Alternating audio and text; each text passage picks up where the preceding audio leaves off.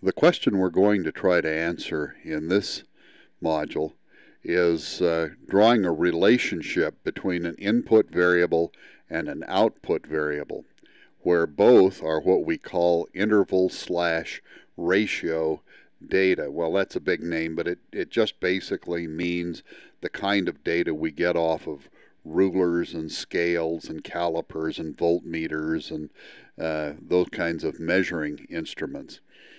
So we designate one variable as an input and another variable as an output.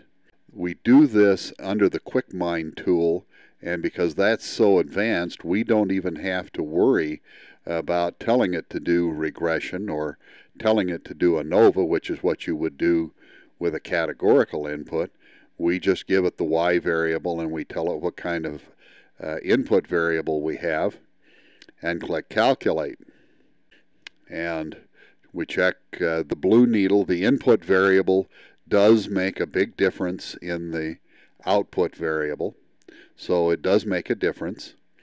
The yellow dot is almost completely over to the right, and the sliders in the green. Yeah, we're accounting for most everything. We're meeting our assumptions, and look what we've got here. We've got data that are obviously very tightly clustered around a trend line. Let's go to another one that I've set up, and I've designated X and Y, and we notice that the clustering is there, but it's much looser this time.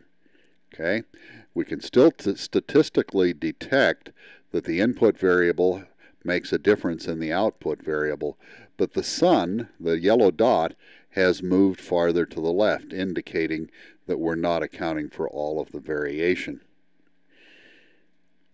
Now we go to this one, which I've previously set up, and there's no pattern there. This is, you know, a handful of marbles tossed on the floor, and where did they land? And if we look here, the input variable has no detectable influence on the output variable, and our model doesn't explain anything. So that's all we have to do to set up regression. Designate an output variable, designate an input variable, and then work our way across the buttons here to analyze it, or simply read the gas gauges, or perhaps if you like the ANOVA table, then you can read that as well. So they're all there for you.